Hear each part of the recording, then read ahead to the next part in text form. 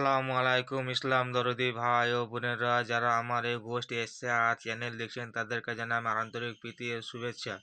তো আজকে আমি আলোচনা করব আইতাল কুরসির মাহাত্ম্য বা আইতাল কুরসি যে ফজিলত, সেই সমস্ত ফজিলতগুলো আলোচনা করব। তো চলুন শুনে নিই আইতাল কুরসির কি কি ফজিলত রয়েছে।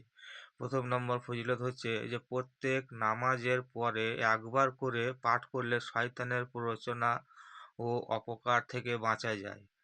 তা আমরা আশা করি ইনশাল্লাহ প্রত্যেক নামাজের পরে মিনিমাম একবার পাঠ করব, তাহলে পরে আমরা শয়তানের যে ওয়াসওয়াসা, সেই শয়তানের ওয়াসওয়াসা থেকে আমরা কিন্তু মুক্তি পাবো ইনশাআল্লাহ। এবং দ্বিতীয় নম্বর ফজিলত হচ্ছে যে বিরত না দিয়ে পাঠ করলে ধনবান হওয়া যায়, অর্থাৎ ধনবান বা গায়েবী রিজিকের ব্যবস্থা আল্লাহ তাআলা করে দেন।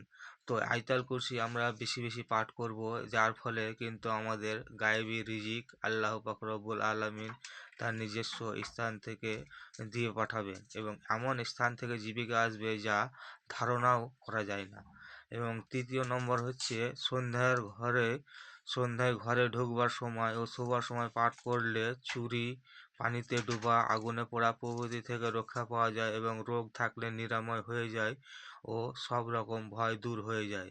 তো যাই হোক, এরপরে 4 নম্বর হচ্ছে কি যে আইতাল কুরসি।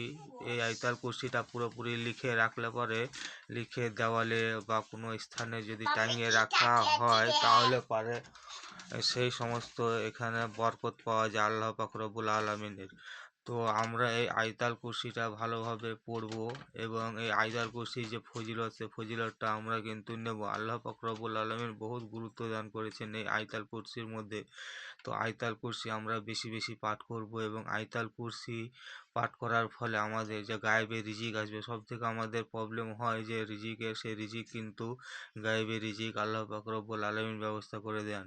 তো আমরা সেই সমস্ত দিকগুলো লক্ষ্য রেখে বেশি বেশি করে আইতাল কুরসি পড়ব, এবং 5 ওয়াক্তের নামাজের পরে কমসে কম একবার আইতাল কুরসি পড়লে পরে বেশি ভালো। সব থেকে ভালো হচ্ছে গিয়ে শয়তান আমাদের পেছনে সবসময় যে শয়তান লেগে থাকে, সেই শয়তানের প্ররোচনা থেকে আমাদের আল্লাহ পাক রব্বুল আলামিন উদ্ধার করেন। এবং ধনবান হওয়া সবারই একটা স্বপ্ন, কিন্তু আল্লাহ পাক রব্বুল আলামিন না চাইলে ধনবান কেউ হতে পারে না। তো এই আয়তাল কুরসি পাঠের মাধ্যমে আমাদের আল্লাহ পাক রব্বুল আলামিন ধনবান করে দেন, এবং বিভিন্ন রকম গায়েবী যে রিজিকের সমস্যা, সেই সমস্যাকে আল্লাহ পাক রব্বুল আলামিন দূর করে দেন। তো বন্ধুরা, চলো আজকের ভিডিও কিন্তু এই পর্যন্ত। এরপরে আবার কোনো একটা সূরার ফজিলত নিয়ে বা তার মাহাত্ম্য নিয়ে আমরা আসব।